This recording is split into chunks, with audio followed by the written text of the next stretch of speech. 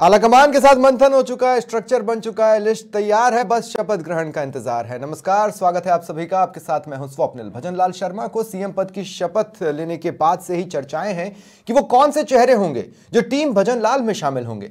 BJP surprise factor के साथ सबके बीच आ सकती है, पर कुछ सियासी मजबूरियां भी होती हैं, कई चीजें जिन्हें साधा जाता है। ऐसे में जो भी फॉर्मूला है वो संभागों को साधेगा। सवाल है कैसे और किन चेहरों के जरिए। तो आज बात इसी पर। मेरे साथ तमाम संभागों से मेरे सहयोगी जुड़ रहे हैं जो वहां की तमाम हलचलों के बारे में आपको बताएंगे। संभाग प्रभारी सीकर रमेश शर्मा मेरे साथ जुड़ रहे हैं। बीके शर्मा वरिष्ठ संवाददाता हैं, कोटा पर पैनी नजर रखते हैं, कोटा संभाग में क्या हलचलें हैं वो बताएंगे। पिंटू सिंह संवाददाता जयपुर की हलचलों को बताएंगे। कौशल जैन अजमेर से, रवि बिश्नोई बीकानेर से, रवि मल्होत्रा उदयपुर से, भूपेंद्र बिश्नोई जोधपुर से और दीपक लवाणिया भरतपुर से मेरे साथ जुड़ रहे हैं। शुरुआत भरतपुर से ही कर लेते हैं, है कि नहीं बीके, क्योंकि भरतपुर से ही सीएम है। अब सीएम को अपनी टीम बनानी है, लेकिन किसी तकनीकी वजह से दीपक लवाणिया मेरे साथ संपर्क उनका कट गया है। तो चलिए जयपुर से शुरुआत करते हैं, राजधानी है। पिंटू, आपसे बात करना चाहूंगा। संभागों को साधने के लिहाज से तो मुझे लगता है कि 3 चेहरों के साथ जयपुर को पहले ही साध लिया गया है। क्या अब मंत्रिमंडल में कोई जगह बचती है, कुछ बुगाहट है कि जयपुर को प्रतिनिधित्व और मिलेगा? बात संभाग की हो रही है सपने, लेकिन जयपुर की बात की जाए, जयपुर को हमेशा ही तरजीह मिली है मंत्रिपरिषद में, चाहे कांग्रेस की सरकार हो चाहे बीजेपी की सरकार हो। जब वसुंधरा राजे की सरकार थी तब भी जयपुर से 4 मंत्री बनते थे, चाहे अरुण चतुर्वेदी की बात हो, राजपाल शेखावत की बात हो, कालीचंद सराफ की बात हो, तमाम चेहरों को मौका दिया गया। अशोक गहलोत सरकार थी तो प्रताप सिंह खाचरेवास, लालचंद कटारिया, राजेंद्र यादव, महेश जोशी जैसे 4 कैबिनेट मंत्री जयपुर से बनते हैं। अब बात जयपुर संभाग की जाए तो जयपुर शहर से हम शुरुआत करें तो जयपुर जिले की, तो जयपुर जिले का लगभग कोटा कंप्लीट हो चुका है। मुख्यमंत्री और 2 उप मुख्यमंत्री जयपुर से ही हैं। सांगानेर से खुद मुख्यमंत्री भजनलाल शर्मा है, दिया कुमारी विद्याधर नगर से है और प्रेमचंद बेरवा दूदू से। लेकिन फिर भी कुछ ऐसे नाम हैं जयपुर से जो सबसे मजबूती से सामने आ रहे हैं, जिनका नाम सबसे आगे आ रहे हैं। उसमें नाम है राज्यवर्धन राठौड़। राष्ट्रीय प्रवक्ता है, 2 बार के सांसद है, केंद्र में मंत्री रह चुके हैं। लग रहा था कि कोटा कंप्लीट हो गया, लेकिन जिस तरीके से राज्यवर्धन राठौड़ की एक अपनी भूमिका है, जिस तरीके की वो वक्ता है, जो उनकी स्टाइल है, उन सब चीजों को देखते हुए राज्यवर्धन राठौड़, वो नाम भी तो कोर जयपुर ही हो गया ना जी। जयपुर संभाग कहाँ रहा? जयपुर संभाग की मैं बात कर रहा हूं। जयपुर से शुरुआत करें कि जिले में अपन चलेंगे। राज्यवर्धन का नाम आ रहा है। कालीचंद सराफ 8 बार की विधायक है, उनकी लॉबिंग की जा रही है। हालांकि उनका नाम नहीं है, लेकिन उनका टिकट पे भी नाम नहीं था। लेकिन जिस तरीके से पूर्व मुख्यमंत्री वसुंधरा राजे उनके नाम को लेकर अड़ी रही, उनका टिकट लेकर आई, लेकिन अब चर्चा है कि उनको मंत्री बनाने के लिए वसुंधरा राजे लॉबिंग कर रही है, लेकिन संभावना कम नजर आ रही है अगर राज्यवर्धन राठौड़ यहां से आते हैं। और क्योंकि अगर वैश्य वर्ग से बात की जाए तो 2 मंत्री बनाना संभव है, क्योंकि वो छोटा मंत्रिमंडल होगा। मुख्यमंत्री सहित करीब 20 से 22 मंत्री बनेंगे। ऐसी स्थिति में 2 वैश्य वर्ग से आएंगे, उसमें दीप्ति किरण माहेश्वरी का नाम भी चल रहा है और भी 2 नाम ऐसे हैं। अगर वो आते हैं तो कालीचंद सराफ का नाम वैसे भी कट जाएगा वर्ग के हिसाब से, वैश्य वर्ग के हिसाब से। अब बात की जाए अलवर की, जो जयपुर संभाग में आता है। अलवर से सबसे बड़ा नाम है बाबा बालकनाथ, यादव चेहरे के तौर पर, क्योंकि हमेशा चाहे कांग्रेस की सरकार हो चाहे बीजेपी की सरकार हो, एक यादव को मंत्री बनाया जाता है। जैसे पिछली बार राजेंद्र यादव थे तो इस बार बाबा बालकनाथ, हालांकि यादव प्लस बाबा, एक तीर से 2 निशान जी। जैसे जसवंत यादव वसुंधरा राजे सरकार में मंत्री रहे यादव के तौर पर, जब वसुंधरा राजे की जब भी सरकार रही जसवंत यादव को मौका मिला। जसवंत यादव इस बार भी जीत कर आ रहे हैं, लेकिन जसवंत यादव पर इस बार बाबा बालकनाथ भारी पड़ते हुए नजर आ रहे हैं। 2 बार के सांसद, इस बार विधायक चुनकर आए हैं और बड़ा नाम है और काफी पॉपुलर है, इसलिए बाबा बालकनाथ की संभावना ज्यादा बनती है। अलवर से एक और नाम आता है ब्राह्मण चेहरे के तौर पर, उनका नाम है संजय शर्मा। दूसरी बार के विधायक है, संघर्षशील और संघ पृष्ठभूमि से भी आते हैं। अगर ब्राह्मण को एक और ब्राह्मण चेहरे को मौका मिलता है तो संजय शर्मा के नाम पर भी चर्चा की जा रही है। ये अलवर की बात हुई। बात आती है सीकर की, तो सीकर में सबसे बड़ा नाम जो मंत्री परिषद में, मंत्रिमंडल में जगह पाने में सबसे मजबूत नाम है। सीकर को हम छोड़ देते हैं, मुझे लगता है कि सीकर को हम अभी छोड़ देते हैं। हाँ, सीकर को अभी हम छोड़ देते हैं। लेकिन अब सवाल बीके मैं आपके पास आ रहा हूं। एमपी का मंत्रिमंडल भी हम देखते हैं तो हम ये देखते हैं कि उसमें जो ताजा विधायक बने हैं, जो फर्स्ट टाइमर विधायक हैं, उनको तरजीह मिली। 6 से 7 ऐसे चेहरों को मंत्री बनाया गया जो पहली बार ही जीत कर आए हैं। तो क्या वो फॉर्मूला, क्योंकि किसी तय या सेट फॉर्मूला या सोशल इंजीनियरिंग वाला फॉर्मूला एज सच नजर नहीं आया है, इसलिए मैं पूछ रहा हूं कि क्या वैसे ही कुछ फॉर्मूला राजस्थान में देखेंगे? कोटा में हम क्या देखेंगे? स्वप्निल, खासतौर से इसमें जो अभी भारतीय जनता पार्टी का पूरा स्ट्रक्चर और टिकट वितरण से लेके और अब जिस तरह उन्होंने मुख्यमंत्री और डिप्टी सीएम बनाए हैं, उनमें जो क्षेत्र को मैनेज किया जाता था, जातियों को मैनेज किया जाता था, वो तमाम जो पारंपरिक फार्मूले हैं उनसे तो ये इतर ये सब कुछ हो रहा है अभी।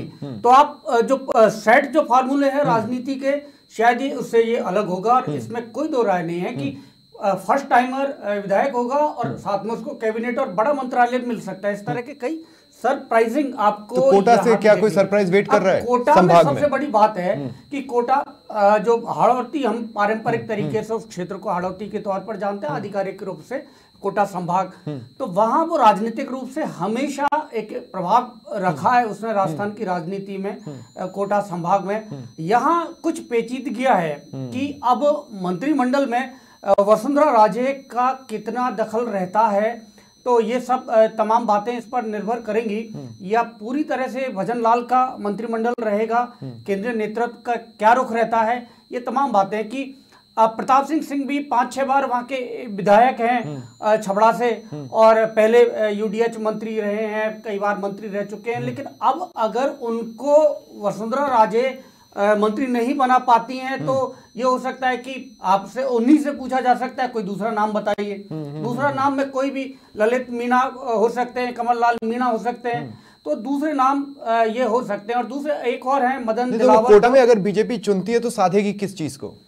कोटा संभाग से अगर कुछ भी चुना जाता है तो कास्ट को साधेगी या किसी फैक्टर को साधेगी? देखिए, कास्ट और ये फैक्टर मैंने आपको पहले भी कहा था कि अब ये जो पूरा राजनीतिक जो सिस्टम है ना, वो बदल रहा है बीजेपी में। हाँ। अब उनको ये कास्ट को, क्षेत्र को साधना, अगर ये होता तो जयपुर से ही आपको 1-2 डिप्टी सीएम और 1 सीएम आपको नहीं बनाते, अगर इस तरह से पारंपरिक राजनीति होती तो।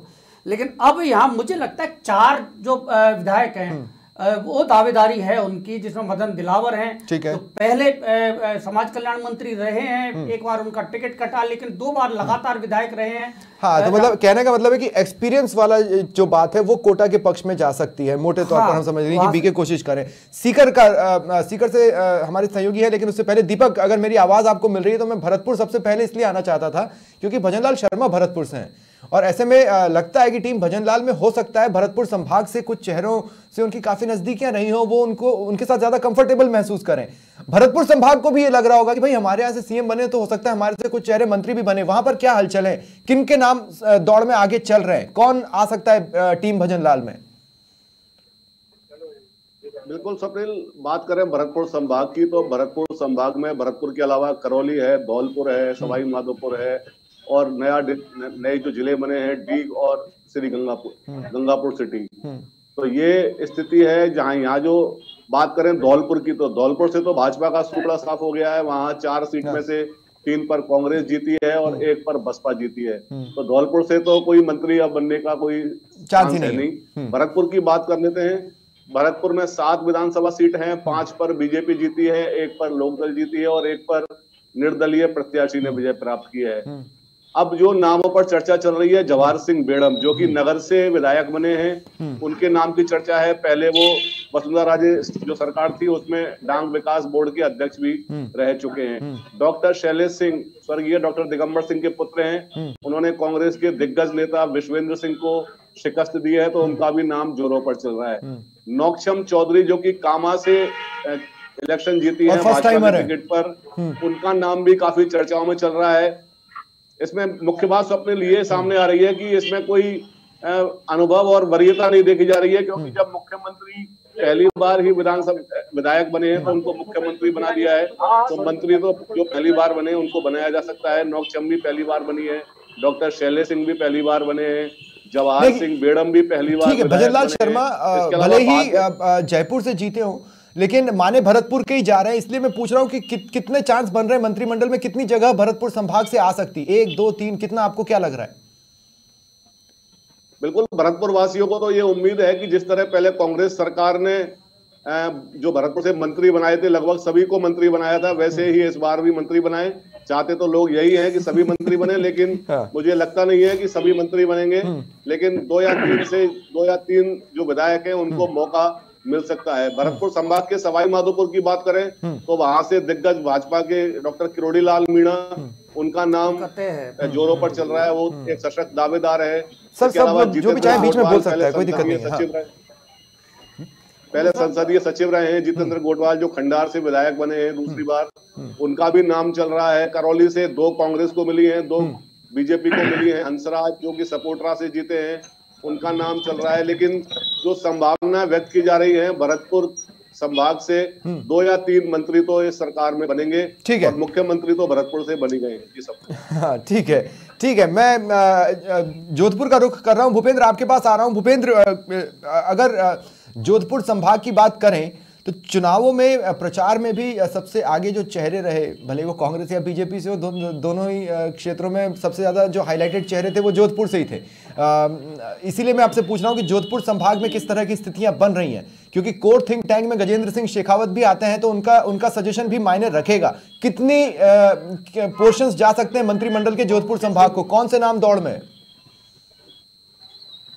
जी देखिए स्वप्निल, बीजेपी को जोधपुर संभाग की 33 सीटों में से 23 सीटें मिली है, यानी जोधपुर संभाग में जमकर बीजेपी को जो है सीटें दी है। तो बीजेपी जोधपुर को लेकर काफी पॉजिटिव लग रही है। कांग्रेस के पास महज 7 सीटें हैं और 3 सीटें इंडिपेंडेंट के पास है, निर्दलीय के पास है, जिनमें से तीनों ही जो है बीजेपी के बागी थे। तो जोधपुर संभाग में जो है बीजेपी को खुलकर वोट दिया है और उम्मीद की जा रही है कि जोधपुर संभाग को अच्छी जो है तवज्जो दी जाएगी। लेकिन यहाँ के कार्यकर्ताओं में जरूर जो है थोड़ी मन में कसक रह जाती है कि जब भी बीजेपी गवर्नमेंट आती है तो थोड़ा प्रतिनिधित्व कम मिल पाता है। इस बार जोधपुर जिले की बात करें तो 10 में से 8 सीटें जो है बीजेपी के पास है, महज 2 सीटें, जिनमें एक मुख्यमंत्री अशोक गहलोत और एक भोपालगढ़ जो आरएलपी के पास थी वो कांग्रेस जीत पाई है।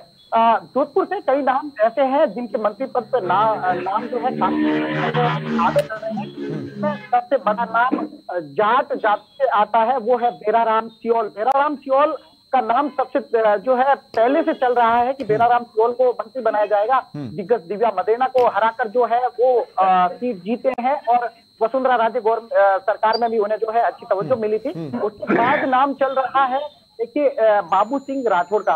बाबू सिंह जो है शेरगढ़ से आते हैं, मीना कंवर को हराया है, अच्छे मतों से जीत के आए हैं। और देखिए इसके अलावा जोगाराम पटेल का भी नाम अच्छा चल रहा है। और एक नाम ऐसा है, यदि जोगेश्वर गर्ग जो जालोर से आते हैं उन्हें मंत्री बनाया जाता है तो अर्जुन लाल गर्ग जो बिलारा से आते हैं उनके लिए काफी परेशानी हो सकती है कि शायद उन्हें तवज्जो नहीं मिले, क्योंकि जोगाराम गर्ग का नाम जो है काफी प्रायोरिटी से लिया जा रहा है। देखिए 2 सीटें जो नए जिले फलोदी में जा चुकी है, वहां दोनों ही नाम महत्वपूर्ण चल रहे हैं। उनमें गजेंद्र सिंह सिंह और पब्बाराम बिश्नोई। देखिए पश्चिमी राजस्थान में जाति जो है सभी जातियों को साधने की कोशिश की जाती है। तो गजेंद्र सिंह राजपूत जाति से आते हैं और पब्बाराम बिश्नोई जो है बिश्नोई है। तो अब देखना होगा कि उन दोनों में से किसकी लोग जीत पाती है, या दोनों ही जो है मंत्री बना दिए जाए तो कोई बड़ी बात नहीं होगी, क्योंकि पब्बाराम बिश्नोई तीसरी से चौथी बार जीते हैं और गजेंद्र सिंह जो है वसुंधरा राजे जीत चुके हैं।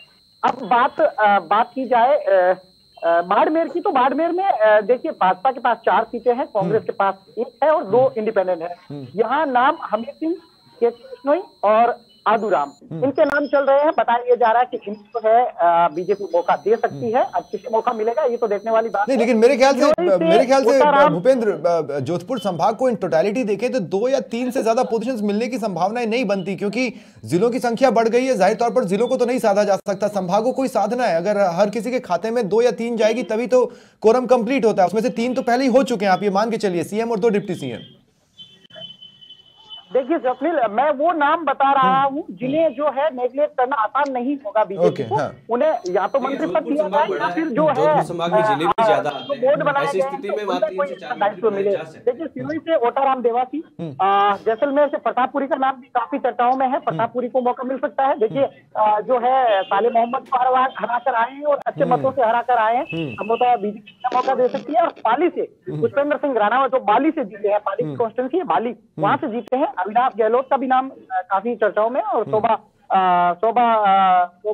रानी जो है वो सोजत से जीती है, उन्हें भी देखिए नाम ये काफी महत्वपूर्ण है।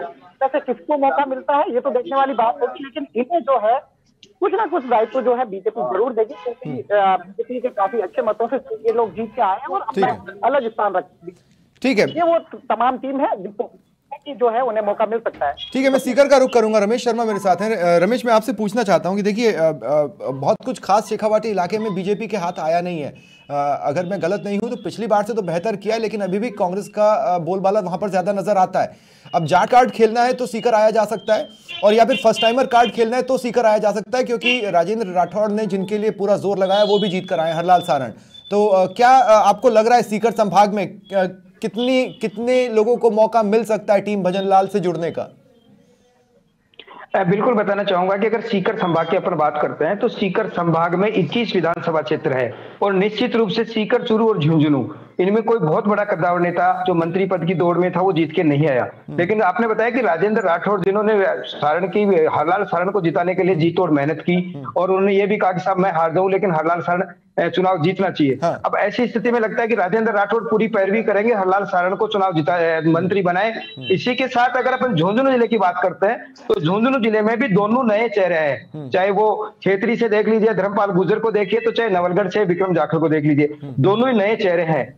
लेकिन अगर जाट राजनीति की बात करते हैं कि सीकर में क्योंकि सीकर वो इलाका है जिसमें जाट राजनीति है, और जाट नेताओं को उचित मंत्री यहाँ देना ही पड़ेगा, क्योंकि अगर भाजपा को 2 मिनट रमेश, मैं आपको कुछ टोक रहा हूं। मेरे सहयोगी पिंटू आपसे कुछ कहना चाह रहे हैं। हाँ पिंटू बोले। धर्मपाल गुर्जर दूसरी बार विधायक बने हैं, 13 में भी जीत कर आए थे, और 2 जो गुर्जर चेहरों के नाम चल रहे हैं उसमें एक जवाहर सिंह बेडम जो संघ पृष्ठभूमि से आते हैं और पूर्वी राजस्थान में गुर्जरों ने अच्छा समर्थन किया है, इसलिए जवाहर सिंह बेडम का नाम आ रहा है, और 2 गुर्जर मंत्री बनाए जाते हैं तो धर्मपाल गुर्जर का नाम भी खेतड़ी से सामने आ रहा है। झुंझुनू में विक्रम सिंह जाखड़ जरूर पहली बार के हैं और धर्मपाल गुर्जर दूसरी बार बने, इसलिए इनका नाम प्रमुखता से लिया जा रहा है कि अगर 2 गुर्जर मंत्री बनते हैं, क्योंकि छोटा मंत्रिमंडल बनेगा, 1 बना तो जवाहर सिंह बेडम का नाम है और 2 बने तो धर्मपाल गुर्जर का नाम आ सकता है। आपका कमेंट रमेश?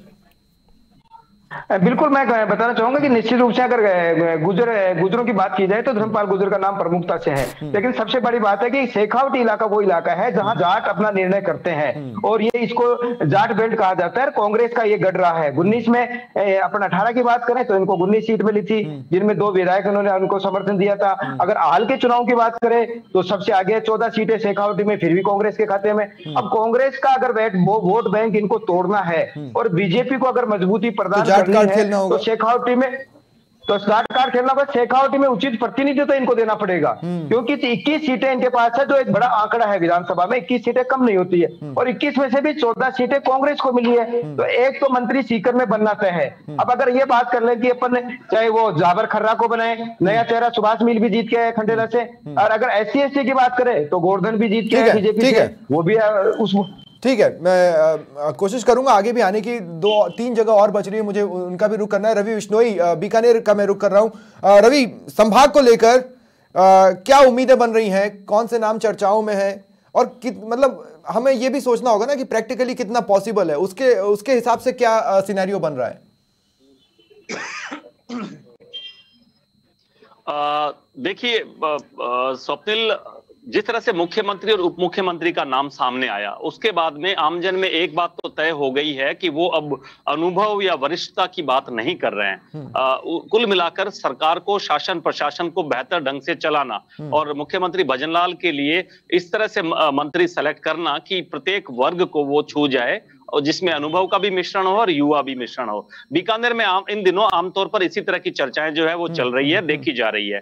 देखिए, भाजपा को बीकानेर जिले के अलावा श्रीगंगानगर और हनुमानगढ़ से नाकामयाबी मिली है। नाकामयाबी क्या, 1-1 सीट मिली है दोनों को। श्रीगंगानगर जिले में मात्र 1 सीट है। श्रीगंगानगर शहर की जयदीप बिहानी पहली बार वहां से विधायक बने। इसी तरह से संजीव बेनीवाल हनुमानगढ़ जिले में भादरा से पहले विधायक बने हैं। तो उसके बाद में अगर सबसे ज्यादा कहीं भारतीय जनता पार्टी को गेन मिला है तो बीकानेर जिले से मिला है, जहां 7 विधानसभा सीटों में से 6 सीटें भाजपा ने जीती है। और इन 6 में से अगर देखिए हम अनुभव के आधार पर चर्चा कर लें, बहुत बार हमने पिछले 22 दिन हो चुके हैं, देखिए मंत्रिमंडल नहीं बना है, इतने लंबे वक्त तक मंत्रिमंडल आज तक नहीं बना है, तो बहुत से लोगों ने कॉपी पेन लेकर अलग अलग तरह के कयास लगाने शुरू किए हैं। हमने भी कुछ उस एक्सरसाइज का हिस्सा रहे हैं। इसलिए स्वप्निल देखा है कि 22 दिन हो गए हैं, कभी लिखते हैं, कभी मिटाते हैं, कभी लिखते हैं, कभी मिटाते हैं, कभी इस समीकरण पर भरोसा करते हैं तो कभी उस समीकरण की बात करते हैं। पर गणित पर बात करें तो मैं बात करूंगा बीकानेर जिले की।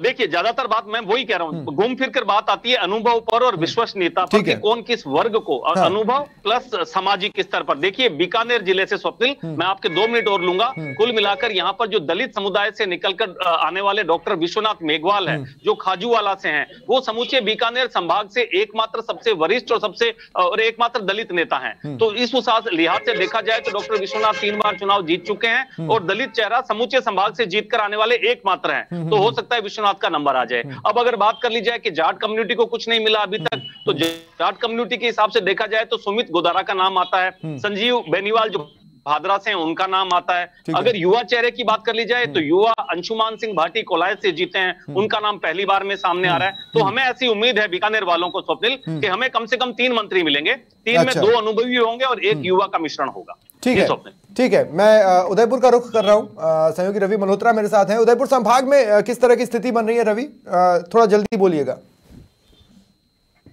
देखिए, उदयपुर संभाग की 28 सीटें हैं। 28 सीटों में इस वक्त जो है 17 पर जो है बीजेपी है, उसके अलावा 4 जो अगर सीटें की बात करें तो 1 निर्दलीय के पास है, तो 3 बीएपी यानी बाप पार्टी के पास है, और 7 जो सीटें हैं वो जो है कांग्रेस के खाते में। तो कहीं ना कहीं अब 17 सीटें क्योंकि संभाग में अगर बीजेपी लेके आई है तो प्रतिनिधित्व तो मांगना बिल्कुल बनता है। उसी को लेकर जो है अगर हम पहले उदयपुर जिले की अगर हम बात करें तो आप देखें कि ट्राइबल एरिया है यहाँ पर में, तो कहीं ना कहीं जो है आदिवासियों का जो उत्थान है उसको लेकर जो है हमेशा से आवाज उठती आई है, क्योंकि आदिवासी जो है हमेशा एक वोट बैंक भी रहा है। तो कहीं ना कहीं जिस तरीके से जाडोल के अंदर जो है 4 बार विधायक रह चुके हैं बाबूलाल खराड़ी, हालांकि लगातार वो 4 बार विधायक नहीं रहे, पिछले 2 बार में लगातार वो यहाँ पर विधायक रहे हुए, उसके पहले 2 बार और रहे, लेकिन बीच में 1 बार जो है गैप हुआ था। लेकिन कुल मिलाकर अब तक जाडोल जैसे ट्राइबल एरिया है, यानी अगर हम उनके पूरे अभी तक की जब बात करें तो करीब 25 सालों में जो है 4 बार वो यहाँ पर रह चुके। तो कहीं ना कहीं ये जरूर बनता है कि अगर आदिवासियों को हमेशा जिसमें वोट बैंक समझा है, तो अब यहाँ पर कहीं ना कहीं जनजाति की जो बात आती है तो कहीं ना कहीं वो जो राज्य मंत्री का दर्जा है वो यहाँ कहीं ना कहीं जो है एक मांग जो है बहुत मुख्य तरीके से उठी, क्योंकि संघ से जुड़े हुए भी है यहाँ पर बाबूलाल खराड़ी। उसके अलावा क्योंकि उसका जो स्वभाव है वो बेहद सरल स्वभाव है, उसके अलावा बहुत सीधी जो है, अभी तक कोई बेदाग छवि उनकी तरह का कोई दाग नहीं। तो पहली जो है कोशिश यही है वहां पे कि यहाँ पर जो है एक जनजातीय मंत्री के रूप में जो है जो आदिवासी की जो कमान है उनका उत्थान हो, तो कहीं ना कहीं वो बात होगी। इसके अलावा अगर हम बात करें तो इस तरह की तो यहाँ पर जैसे बाबूलाल खराड़ी, तो दूसरी तरफ आदिवासी की अगर हम बात करें तो यहाँ पर अमृतलाल मीणा जो है वो भी कहीं ना कहीं जो है, क्योंकि लगातार रघुवीर मीणा को जो है वो हराते हुए आ रहे हैं, और रघुवीर मीणा भी जो है एक बड़ा नाम है, उसको लगातार वो हराते हुए आ रहे हैं। तो यहाँ पर जो मांग उठ रही है वो कहीं ना कहीं उनको भी जो है एक मंत्री पद देने की मांग उठ रही है, क्योंकि कहने का राज्य मंत्री का जो पद उनको यहाँ पर दिया जाए। 2 बड़ी बातें यहाँ पर सामने आई है, क्योंकि इसके अलावा अगर हम उदयपुर में अगर हम बात करें जनजाति अगर हम की बात के अलावा अगर हम बात करें यहाँ पे ग्रामीण इलाके की, तो यहाँ पर जिस तरीके से आप देखो फूल सिंह मीणा 3 बार लगातार जो है यहाँ पर विधायक बने हुए रहे हैं। तो जिस तरीके से जब इन्होंने टिकट फाइनल हुआ तो तब से जो है इस तरह की बातें लगातार लोगों में चल रही थी कि इस बार अगर फूल सिंह मीणा जीतते हैं तो उनका जो राज्य मंत्री का दर्जा है, राज्य मंत्री का जो उनका पद है, तो वो बिल्कुल पक्का यहाँ पर सुनिश्चित होने वाला है। तो यहाँ पर हालांकि क्योंकि इतनी सीट। ठीक है रवि, मैं अब अजमेर का भी रुख कर लेता हूँ। कौशल, मैं आपके पास आ रहा हूँ। और कौशल देखिए, एक तरह से देखें तो वासुदेव देवनानी इस इलाके से विधानसभा अध्यक्ष बन गए, और इसके अलावा जितने भी लीडर्स हैं वो सभी एक दूसरे से बिल्कुल विपरीत कैरेक्टर्स वाले हैं, नेचर वाले हैं। अजमेर संभाग में क्या स्थिति बन रही है, शॉर्ट में बोलिएगा। तो स्वप्निल, बिल्कुल आपने सही कहा। देखिए, अजमेर संभाग में सबसे बड़ा तोहफा जो दिया है वासुदेव देवनानी को विधानसभा अध्यक्ष के रूप में। अब हम बात करें तो देखिए स्वप्निल, ये बीजेपी का जो कुछ भी सिनेरियो चल रहा है, मंत्रिमंडल के गठन की जो कवायद चल रही है, ये सब चल रही है 24 के अंदर। जो 2024 में चुनाव होने वाला है उसमें जातिगत समीकरणों को जो साधना है ना उनके आधार पर चल रही है। अजमेर संभाग की बात की जाए तो देखिए 29 अजमेर संभाग में सीटें हैं, जिनमें से लगभग 19 पर बीजेपी ने फतेह हासिल की, और 10 सीटों में से 7 पर कांग्रेस, 2 पर निर्दलीय और 1 पर आरएलपी ने अपने आप को काबिज किया। तो कुल मिला के कहना चाहिए यही कहा होगा कि बीजेपी ने अजमेर संभाग में अपनी बुलंदियों के झंडे गाड़े, तो वही कांग्रेस सिमट के रह गई। ऐसी स्थिति में बात करें, हम अजमेर की बात करें तो अजमेर में देखिए पहले भी दोनों जो विधायक थे वासुदेव देवनानी और अनीता बधेल, ये मंत्री पद से नवाजे गए। इस बार भी देखिए वासुदेव देवनानी विधानसभा अध्यक्ष हो गए, तो तय बात है कि कहीं ना कहीं अनीता बधेल को भी बैलेंस करने की बात होगी, क्योंकि वो अनुसूचित जाति की और लिटरेट महिला है, मतलब पढ़ी लिखी महिला है, तो कहीं ना कहीं उनको साधने की बात की जाएगी। हम उसके बाद बात करें तो यहाँ पर देखिए चौधरी जो जाट समुदाय है उसको बैलेंस करने की बात करते हैं तो कैलाश चौधरी को जो टोंक से उनको भी मालपुरा से उनको भी कहीं ना कहीं स्थान मिल सकता है। हम बात करें गुजर की तो गुजर समाज से भी यहाँ पे उनको भी स्थान दिया जा सकता है। तो लगभग अगर माना जाए तो देखिए अजमेर संभाग में टोंक, भीलवाड़ा, नागौर और अजमेर ये आते हैं। यहाँ से हम बात करें संभाग की तो 5 ऐसे चेहरे हैं जो मंत्री होने के दावे को पुख्ता करते हैं और अगर जातिगत समीकरणों को साधने की बात केंद्र की करती है, बीजेपी करती है संगठन के रूप में भी, तो उनको चांस अवश्य मिलेगा। ठीक है, मैं सिर्फ 1 सेकंड के लिए, मैं 1 मिनट के लिए इस बातचीत को एक्सटेंड कर रहा हूं, मेरा टाइम वैसे खत्म हो चुका है। पिंटू और बीके बहुत शॉर्ट में आप लोग बोलिए। जो मैं देख रहा हूं लगभग हम 8 चेहरे हैं जिनके साथ मैं डिस्कशन कर रहा हूं और हर किसी ने 2 से 3 तो बोला ही है। 16 पॉसिबल है, 3 पे जाते हैं तो 24 भी पॉसिबल है। लिस्ट कितनी हो सकती है, किस तरह की सोशल इंजीनियरिंग के साथ, मतलब 2 से 3 ST, 4 से 5 जाट या इस टाइप का अगर आप बोले तो। देखिए निश्चित तौर पर बीजेपी की जो परंपरा रही है, बीजेपी में 3 से 4 राजपूत होते हैं, 3 से 4 जाट होते हैं, 3 से 4 SC होती है, 2 ST होते हैं, बाकी मूल OBC से 1-1 चेहरे होते हैं, ब्राह्मण 1 से 2 होता है, विश्नोई, पटेल, धाकड़ इनमें से 1-1 होता है। तो ये सब चीजें देखकर मुझे जहां तक लगता है कि CM और 2 डिप्टी CM बन गए तो 15 से 20 मंत्री और बनाए जाएंगे। इनमें 2